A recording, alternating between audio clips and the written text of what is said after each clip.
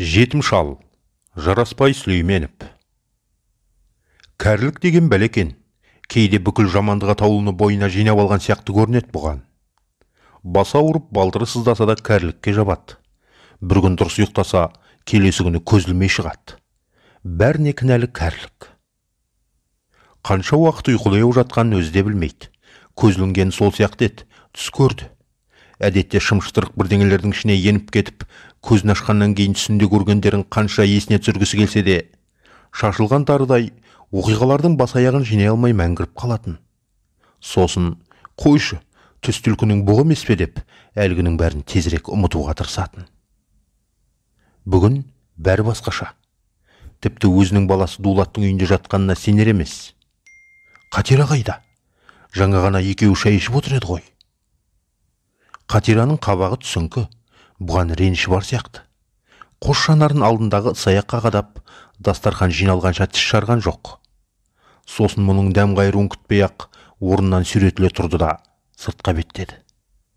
Сол бойы шығып кетті, артына қайырылып қараған жоқ. Таң атып келе жатқан сияқты. Сәлден соң бөлменің ішіндегі қою қараңғылық сейіле бастады. Сонда да ол төсегінен тұруға асыққан жоқ. Асыққанды қайда барады? Мал жай жайланбай жатыр ма? Қазір аядай үйдің топыр-топыр шығады. Алдымен келін тұрады, сосын балаларды оята бастайды. Бала дегенде бір ұл бір қыз. Үлкен немересі мектепте, кішісі балабақшаға барады. Келін мектепте мұғалім. Оның да төсектен тұрған соң артына қарауға шамасы жоқ. Бәрін жүре істейді. Бұл шіркіндер неге тым болмаса бір сағат ерте тұрмайды? Бірге отырып тамақтарын ішіп, баратын жерлеріне сосын бармай ма? Айтқысы келген, бірақ мұны тыңдап жатқан ешкім жоқ. Дулат, болса енді, балалар сабақтан қалады. Тарс етіп есік жабылды. Күнді осылай. Содан кешке дейін бұл үйдің есігін ешкім ашпайды. Жалғыз адамның тамағынан ас өтеме, шай қойып ішкен болады. Кешке тағы осылай. Біреу қуып келе жатқандай, дастарханның жайылғаннан жиналуы тез. Келін балаларды бол-болдың астына алады. Сабақ оқимыз, жатыңдар, ертең тұрмайсыңдар. Дулаттың да жайы белгілі. Жұмыстан шаршайтында шығар. Күніз-ақ селк-селк етіп машинаның рөлінде жүру оңай дейсің бе? Апыл-ғұпыл кешкі асын ішеді, диванға қылжияды. Бұған барсың ба, жоқсың ба деп жатқан бір адам жоқ. Ойына тағы Қатира оралды. Түсіне кіру жай емес, ыңқыл-сыңқыл көп еді-ау, әлде ауырып қалды ма екен? Орта жолда қосылды демесең, жаман адам емес. Кісілігі мол, шәрбанды жоқтатқан жоқ. Әй-шәй деспей 10 жыл тұрды. Орта жолда атың өлмесін, орта жаста қатының өлмесін деген рас екен. Жастай қосылған жар шәрбан ота үстінде қайтып кеткеннен кейін бұл үшін өмірдің қызығы болмай қалған. Бұл кезде балалардың бәрі жеке-жеке үй болып кеткен. Рас, алғашқы жыл кезектесіп келіп тұрды, бірақ онымен шәрбанның орны толған жоқ. Осылай шәрбанның жылын бергеннен кейін тағы да 2 жылын жалғыздықпен өткізді. Бірде жазғы демалыс кез болу керек. Бала шағасын ертіп келген Ақтауда тұратын үлкен қызы Айнаш кетерінде, «Әке, енді анамыз қайтып келмейді. Осылай жалғыздан жалғыз отыра бересің бе?» деп әңгіме бастаған. Отырмағанда қайда барам? Басқа түссе баспақшыл деген деп күмілжіді бұл. Балалардың бәрі алыста, қыздардың қолына қалай кірем? Дулат бар ғой. Әй, сол Дулатыңды қойшы. Тіпті соның аузынан әке деген сөз шықпайды ғой. Аналарың ата-жесінің бауырына өз қолымен салып еді. Сонымыз дұрыс болмады-ау деймін. Тіпті бізді бір бөтен адамдай көреді. Онда қартайып отырған жоқсыз. Айман сөзінің соңын жеп қойды. Бұл бәрін түсінді. Маған алаңдамайын алайын. Ел іші ғой, маңдайға не жазылса соны көрермін. 60-қа сол жыл толды. Бір ауылда тұратын аталас туысы Сәлім бірде, «Осылай жүре бересің бе? 2 жарты 1 бүтін деген, әйелсіз үйдің жайы белгілі ғой. Енді жүре берудің сәні жоқ. Жалғыз отырған әйелдер бар ғой. Солардың біреуін үйге кіргіз» деген әй-шәй жоқ. Қазіргі заманның кемпірлері шалға тиіп, біреудің кірін жуғаннан гөрі жалғыз отырғанды жөн көреді. Қой, мұна тұрған ұзын көлде ана жылы қайтқан Ерғалидың кемпірі жалғыз отыр. Өзі кемпір дейтін кемпір емес, өзің шамалас. Жалғыз қызы тұрмыста. Соған сөз салып көрсек қайтеді? Бұл өзің біл дегендей уәж қайтарған жоқ. Ақыр не керек? Қатираға дәм осы үйден бұйырды. Момын артық сөзі жоқ адам екен. Тез тіл табысып кетті. Аз ғана күннің ішінде шаңырақтың шырайы кіріп қалды. Ыдыс аяғы таза, үйдің ішінде сыйырып сипап отырады екен. Тамақтың да бабын біледі екен. Әйтеуір мұны жүдеткен жоқ. Осылай 10 жылдың қалай өткенде байқамай қалды. Жасы ұлғайған адамға ауру сырқау үйір болады ғой. 70-ті артқа тастағаннан кейін Қатираның да ыңқыл-сыңқылы көбейді. Бірақ өзі дәрігерден шошып тұрады екен. Ауруханаға жатсаң қайтеді деп көріп еді, ат-тонын ала қашып, азарда безер болды. Сонда да бұл қоярда қоймай ауруханаға апарған. Бірақ онда баяғы тәртіп жоқ екен. Портал дейме, әйтеуір бұл түсіне бермейтін бірдеңелерді айтып, кезегіңіз келгенде өзіміз шақырамыз деп шығарып салды. Ау, сонда қалай? Ауруы жанына батып тұрса да қабылдамайсыздар ма? Заң солай. Ондай заңдарың бар болсын. Басқа не айтады? Содан кейін бұл да, кемпірі де аурухана деп аузын ашқан жоқ.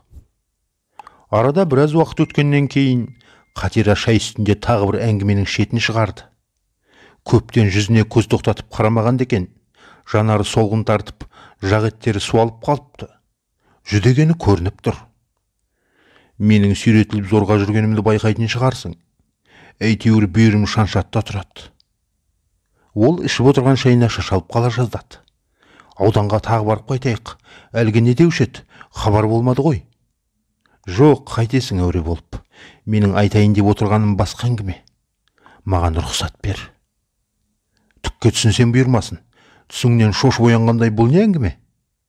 Көп ойландым. Қызыммен де ақылдастым. Соның қолына барғаным дұрыс деп шештім. Ойының бар шының ба? Әлде маған ренжіп отырсың ба? Жоқ, саған қалай ренжим? 10 жыл болса да жақсы тұрдық. Әлде тұғырдан тая қойған жоқ сияқты едік. Бірақ мына аурудың беті жаман. Мені алып ұратын сияқты. Бүгін болмаса ертең жатып қалсам, сенің жайың не болады? Қатира, қайдағы жоқты айтпашы.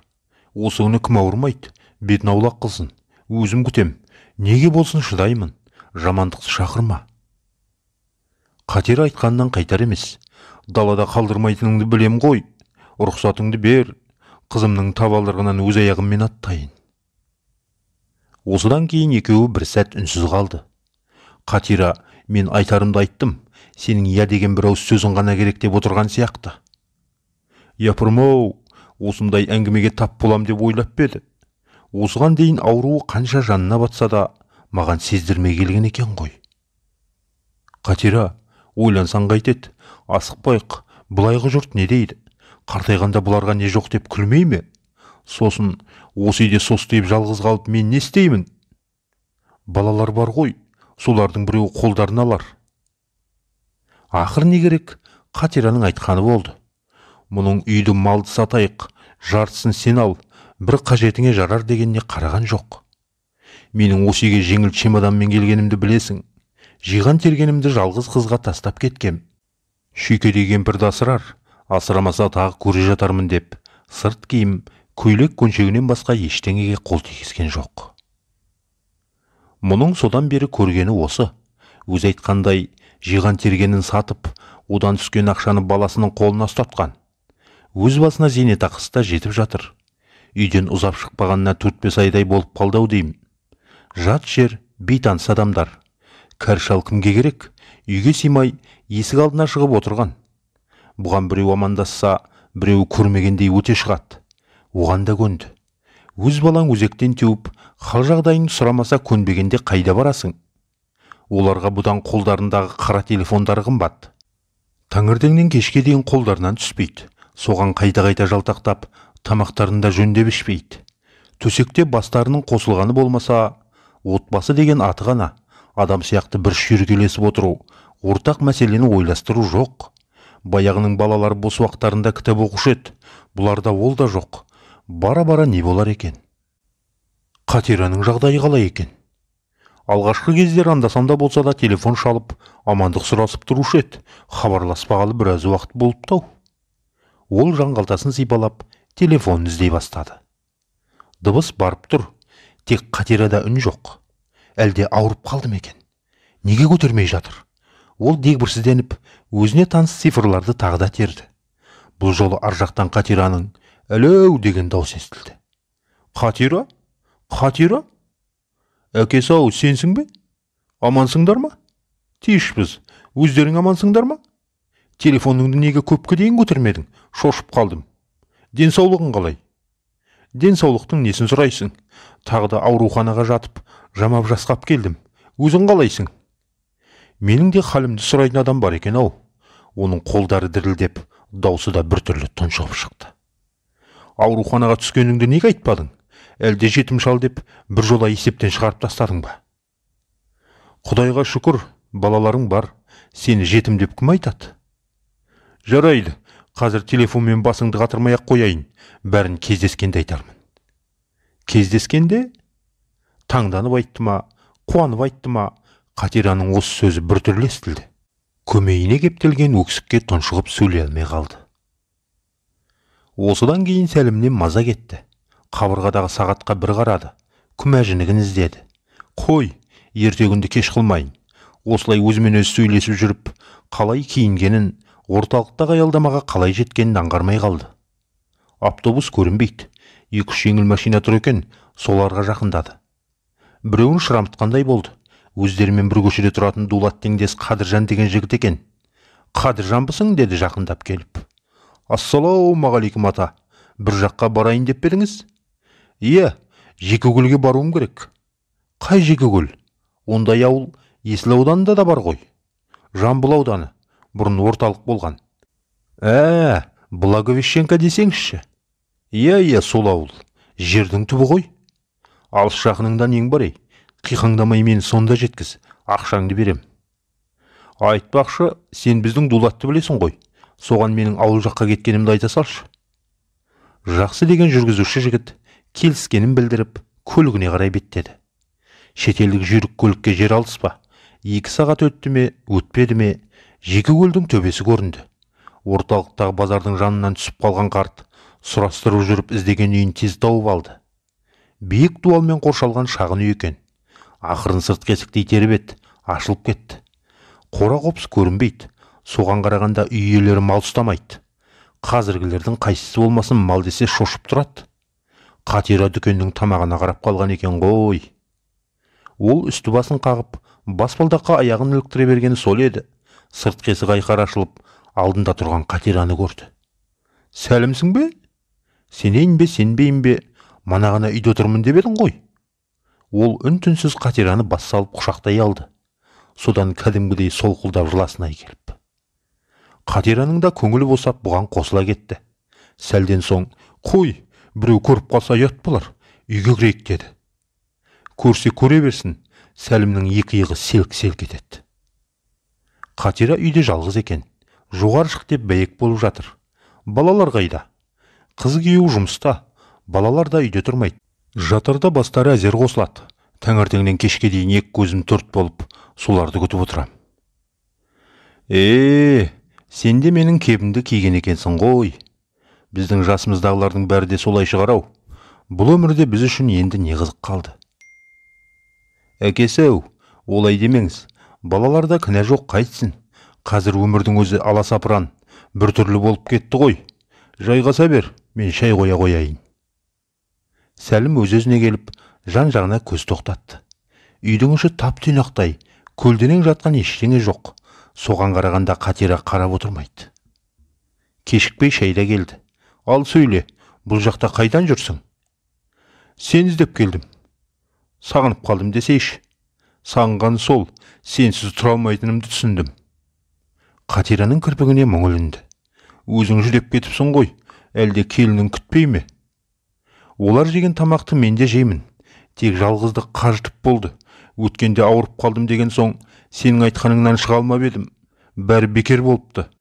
Кім бұрын кетеді, бәрі Құдайдың қолында ғой. Басқа түскенді көріп алмаппын. Қазір денсаулығың қалай?» «Шүкір, 2 рет ауруханаға жатып шықтым. Басында жаман аурудың құрығына іліктім ба деп зәре-құтым болмап еді. Одан аман екенмін. Дәрісін ішіп, үй ішінде жүріп тұруға жарап қалдым». Жарайды, ауырма. Әлде менен құтылу үшін жасаған қулығың ба?» «Ой, отағасы-ау, сен де айтасың-ау. 10 жыл тұрдық. Маған сенен жақын кім бар еді? Балдардың өз қызықтары өздерінде. Өзің қалайсың? Жалғыздықтың зардабын тартып жүрген жайым бар. Жетіммін. Қайдағы жетімдік? 10 бала тәрбиелеп өсірген адам жетім бола ма? Солай ғой. Бірақ заман өзгеріп кетті ме, бізді керек қылып жатқан бала жоқ. Бұл өзі тек менің басымдағы жағдай емес ау деймін. Бара-бара бүкіл қоғам осындай дертке шалдыға ма деп қорқам. Осындайда құбылмалы заман болады деп кім ойлаған? Мен өзім ата-анамның қасында болайын деп мектеп бітірген соң ешқайда ұмтылған жоқпын. 16 жасымда трактор міндім. Содан зейнет демалысына шыққанша түскен жоқпын. Өзіңде 40 жыл мұғалім болдым деуші едің ғой. Қазіргілерде ол жоқ. Таңертең бір жұмысқа кетсе, кешке басқа қызметке ауыстым деп келіп тұрады. Бірді айтып бірге кеттім ау мен. Көп сөздің тоғы тері, бірге тұрайық. Қатира өз құлағына өзі сенбегендей бұған тесіле қалыпты. Сәлден соң езуіне күлкі үйіріліп, өзің жұрт не дейді деуші едің ғой? Жұрт не дейді? Әлгі телевизордан көрсетіп жататын шетелдің ақшасын қайда шашарын білмейтін еріккен байларының кебін киіп жүрмейік. Олар бүгін ажырасса, жарты жылдан кейін қайта қосылып, той жасап жатушы еді ғой. Күлкінің көкесі сонда болады. Жұрт не десе о десін. Мысыққа ойын керек, тышқанға өлім керек деуші ме еді? Қазір оны ойлайтын жайым жоқ. Келісіміңді бермесең, ертең тура қарттар үйіне тартам. Қой, қайдағы жоқты айтпа. Қатира мына сөзден шынында да шошып кетті. Аузына сөз түспей, басын төмен салбыратып ұзақ отырды. Ойының ба десем, шындап барасың ғой? Қайда ойын? Сүйретіліп жүргенім болмаса тірелікпін. Мен аясаң, өтінішімді аяқ асты ете көрме. О баста да бізді Құдай қосқан шығар. Бірге тұрайық, не болса да бір көрейік. Қатира үнсіз, шай жайына қалды. Шынына келсе, өзінің де жағдайы оңып тұрған жоқ. Бұл да тірі жетім.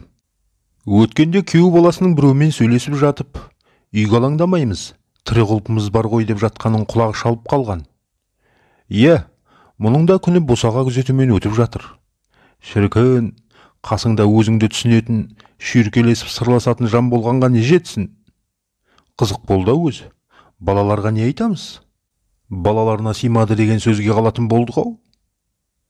Қатираның беті бері қарай бастағанын сезген Сәлім, суға кеткен тал қармайды дегендей бастырмалата жөнелді. Балалар іштен шыққан сұр жылан емес пе? Біздің айтқанымыздан шығып қайда барады дейсің? Айтайық, түсіндірейік, жалынайық, жалбарынайық. Аяғыма жығыл десең жығылайын. Сенің бір ауыз сөзің, енді артынып тартынып ешқайда бармайым десең, оған да көндім. Осы ауылдағыларда қотарылып көшіп жатыр ғой. Бос үйлер көп шығар. Солардың бірін жалдайық. Сатып ал десең сатып алармын. Қатира сөз таппағандай күлімсіреп басын шайқай берді. Қызық болды өзі, қызық болды. Сәлімнің екі өзі Қатирада. Әне-міне я дейтін сияқты. Сол сөз аузынан шыққанша жүрегі құрғыр сыр бермесе жарайды ғой. Расында да жүрегі дүрсілдеп, кеудесіне симай аузына тығылды. Сәлден соң көзінің алды бұлдырап, астындағы орындығы теңселіп кеткендей болды. Одан әрі не болғаны есінде жоқ. Ол есін жиып көзін ашқанда, аяқ жағында отырған Қатираны көрді. Қатира?